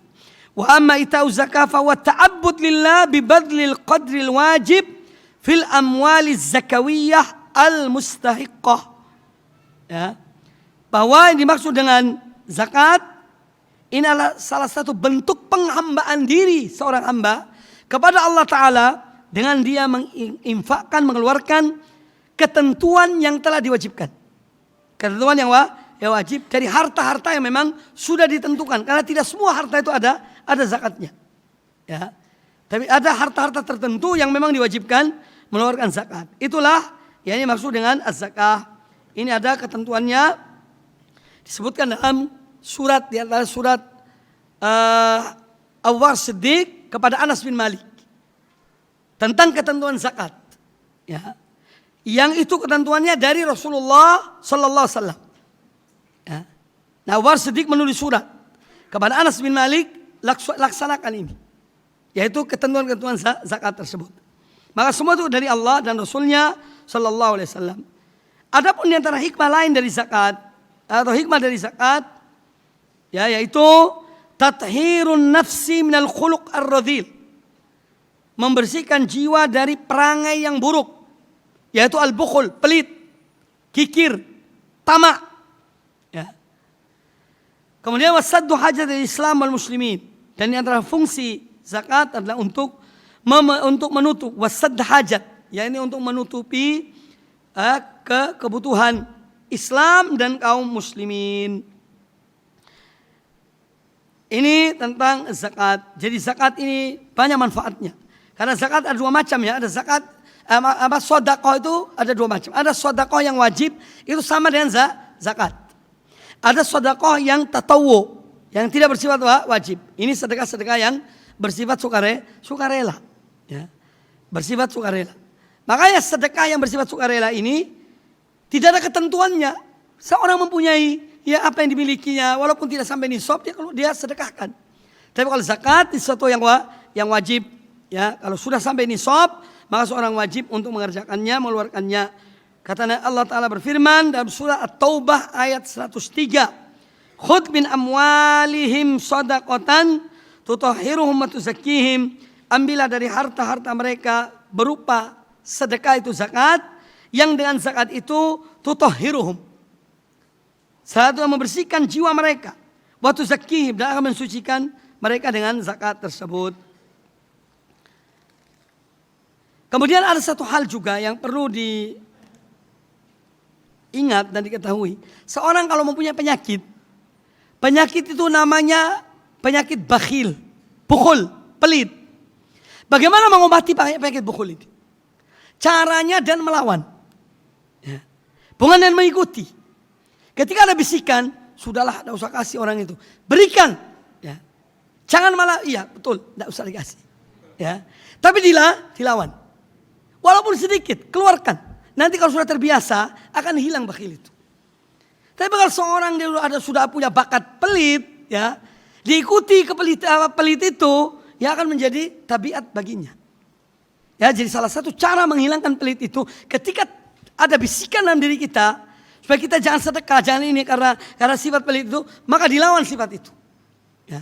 Insya Allah akan lambat laun akan terkikis sifat pelit tersebut. Nah, nanti dia bisa berubah menjadi orang yang senang menginfakkan hartanya. Karena ada di antara manusia, ya, yang Allah berikan mereka sifat yang mulia, dia tuh kalau tidak sedekah, ya ini sakit, ya, ada suatu penyesalan dalam dirinya. Tapi kalau dia sedekah, Masya Allah senang kalau sedekah. Ini sudah sifat yang luar biasa. Ini harus perlu dengan latihan. Ya, makanya kalau kadang-kadang ada anak-anak kita, sebagai orang tua dia bisa melihat sifat anaknya sejak kecil. Oh, anak ini kelihatan pelit. Nah, bagaimana cara supaya anak ini tidak pelit? Ya kita harus membiasakan anak itu memberikan. Misalnya ada orang minta, ya berikan. Atau kita beli sesuatu, ayo nak, bagian teman-temanmu. Ya. Ini untuk mengisi sifat itu. Ya. Jangan kalau ada anak temannya tidak berikan pada dia, kita ajari. Nah, kamu ya kalau dia minta jangan kasih punya kamu. Itu tidak mendidik namanya. Ya. Lah sifat yang kurang baik ini harus dikikis, harus dibersihkan dengan pembiasaan. Ya. Makanya Nabi SAW menyuruh pada para orang tua, ya, untuk memerintahkan anak mereka untuk sholat, ya, pada saat usia 7 tahun. Ini salah satu metode pembiasaan. Ya. Karena dia membiasakan itu nanti akan menjadi satu hal yang tabiat dalam diri anak itu. Ya. Nah, mengapa ada orang-orang sampai usia tua, naudzubillah min dzalik, mereka tetap meninggalkan sholat karena tidak terbiasa di saat kecilnya. Tidak terbiasa. Ketika tidak terbiasa karena tidak dibiasakan oleh orang tua mereka, maka anaknya juga akan meninggalkan sholat. Ada anak kita sudah SMP, SMA, bangun subuh terlambat karena memang tidak dibiasakan bangunkan waktu kecil. Kasihan anak saya masih tidur, masih dingin, ya, baru jam berapa? Ya ini keliru. Ya. Ini kekeliruan kita. Ar-Rasul alaihissalam orang yang paling mengasihi umatnya. Beliau tahu anak usia 7 tahun seperti apa sih. Ya. Beliau tuh tahu, bukan tidak tahu beliau tuh. Tapi toh beliau memerintahkan agar orang tua membiasakan anaknya sholat sejak usia 7 tahun. Itu tidak milih-milih. Oh kalau subuh enggak. Ini maksudnya hanya zuhur, asar, maghrib, isya. Siapa mengatakan demikian? Tidak. Muru auladakum bis shalah wa hum abna'u sab'i sinin. Perintahkan anak-anak kalian sholat ketika usia mereka 7 tahun. Ini tidak ada pengecualian. Setiap sholat. Ya. Termasuk subuh.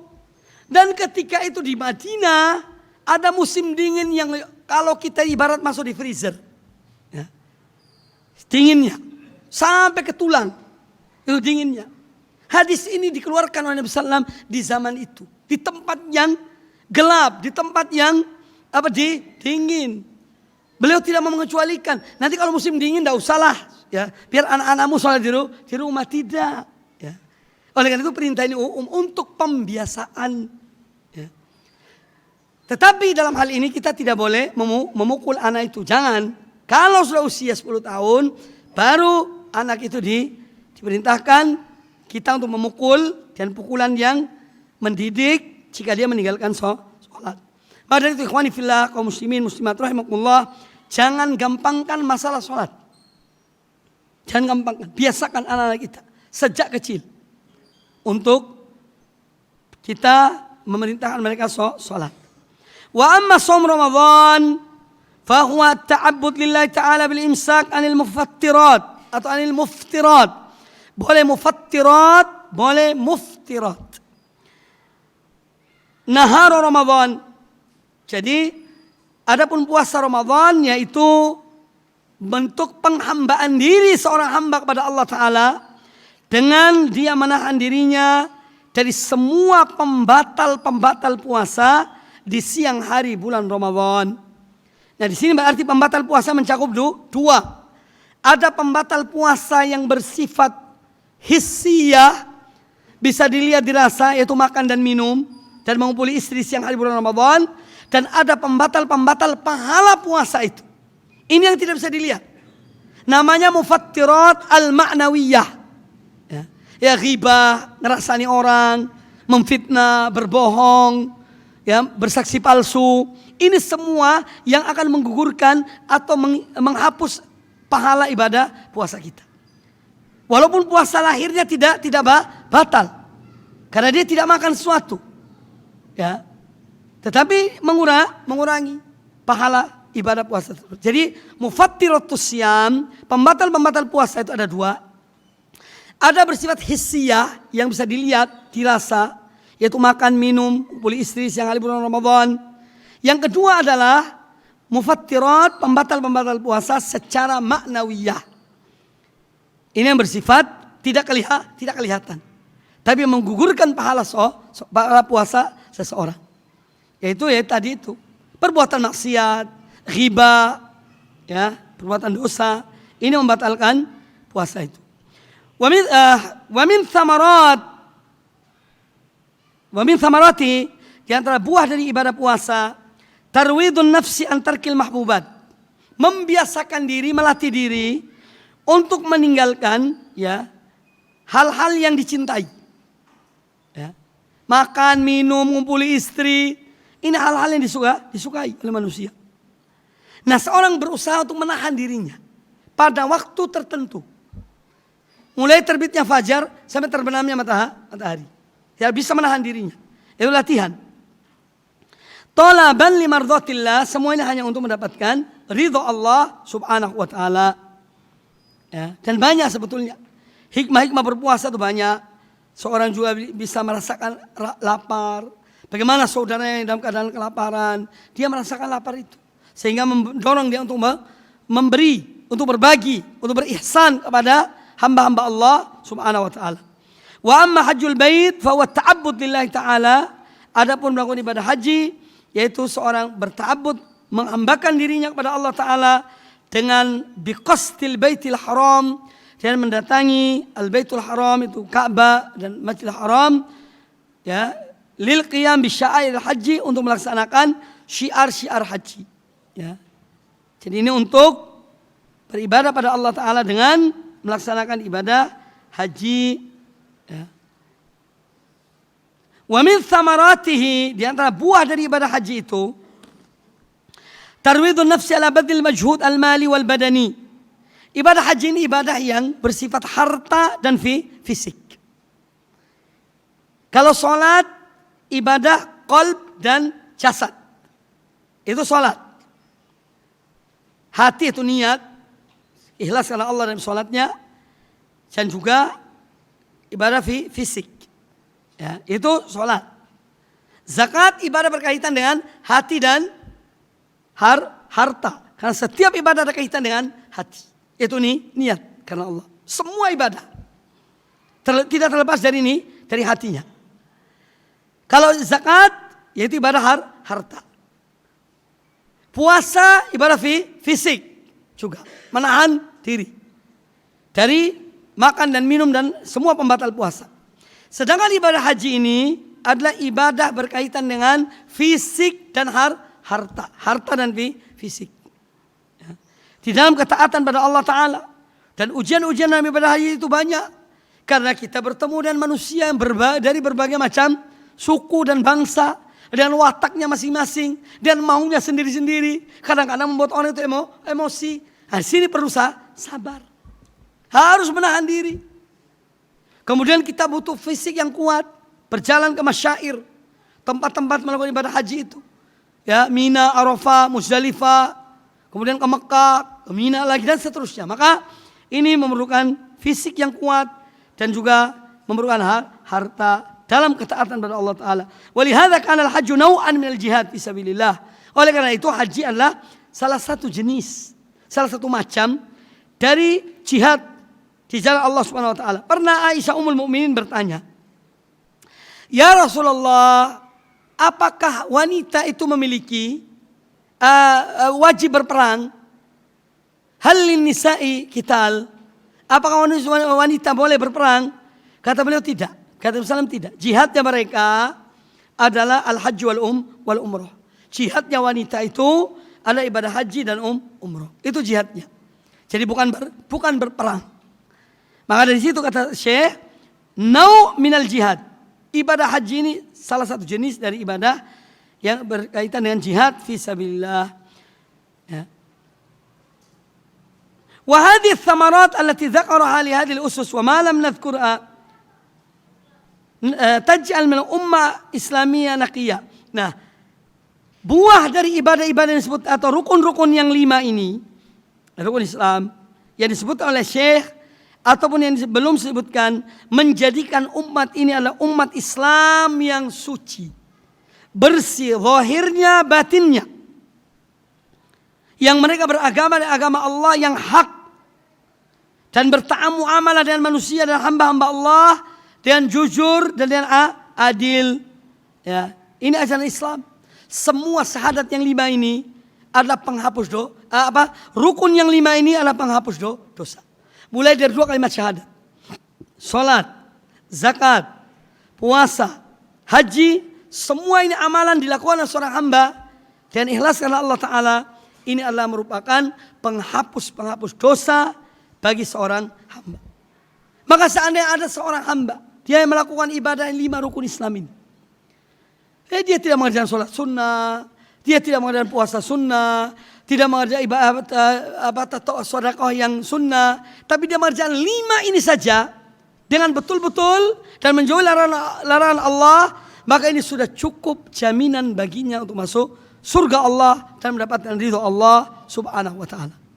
Apalagi kalau seorang menambah amalan-amalan yang lainnya, amalan-amalan sunnah. Ya, inilah syariat Allah, syariat yang murni, ya, yang menjadikan manusia itu bersih, ya. Bukan yang menyuruh orang berzina, ya. Syariat Allah ini membersihkan masyarakat, membersihkan komunitas kaum muslimin dari perbuatan-perbuatan yang buruk, dari akhlak yang jelek, dengan 5 arkanul Islam ini. Ini yang dapat sampaikan, wallahu taala a'lam.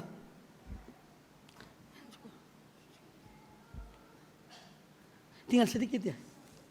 Baik, sedikit lagi.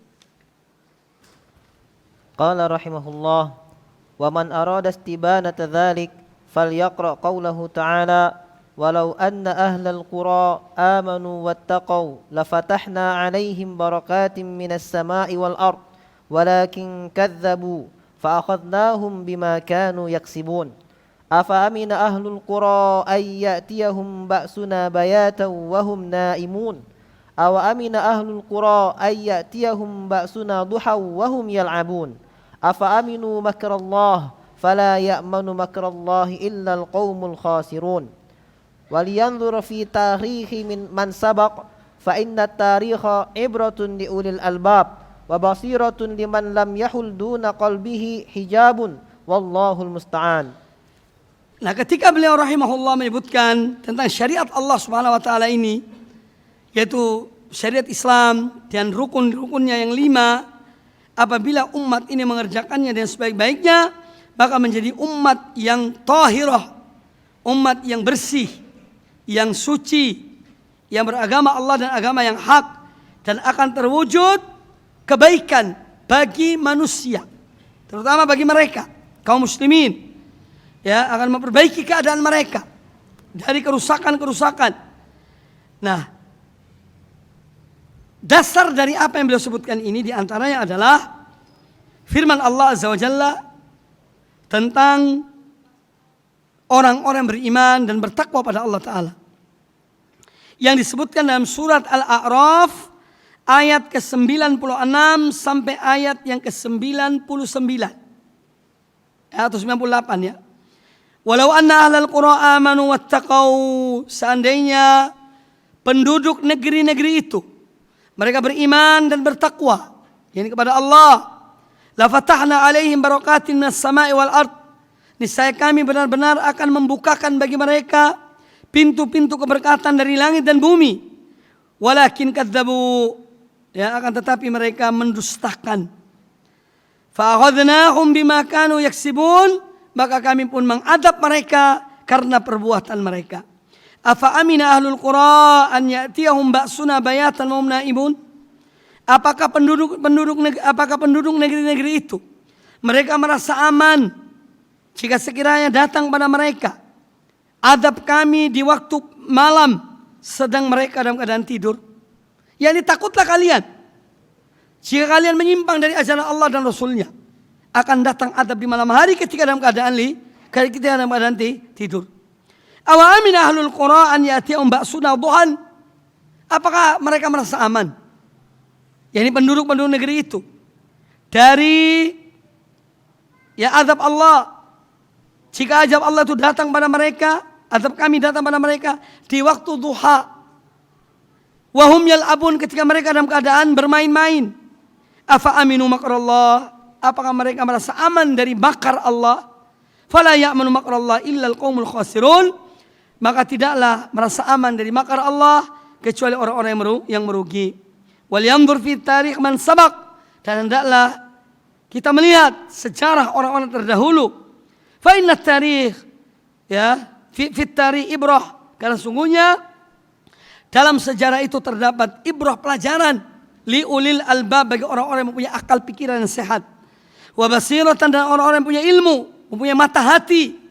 Liman lam yahul duna qalbihi hijab, yaitu bagi orang-orang yang memang mata hatinya tidak tertutup, tidak ada hijab yang menutupi mata hati mereka. Jadi intinya beliau menginginkan dari apa yang disebutkan di bawah ini, bahwa apabila umat ini mengerjakan apa yang Allah perintahkan, ya, dengan melaksanakan 5 arkanul Islam itu, ini adalah sebagai jaminan bagi mereka untuk keamanan mereka, barokah dan nikmat dari Allah Azza wa Jalla. Tapi ketika mereka berpaling dari perintah Allah dan mereka melakukan larangan-larangan Allah, maka janganlah sampai mereka merasa aman dari adab Allah Subhanahu wa taala. Jangan sampai merasa aman. Ambillah pelajaran, gunakanlah akal pikiran sehat.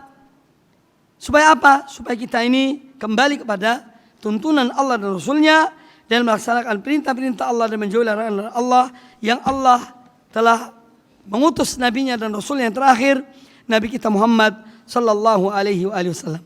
Kaum muslimin dan kaum muslimat rahimani wa rahimakumullah, demikian kajian kita pada kesempatan yang baik ini, insyaallah dilanjutkan nanti, yaitu ususul akidah al-islamiyah, yaitu tentang landasan-landasan akidah Islam, yaitu al-arkanus sittah, rukun iman yang 6.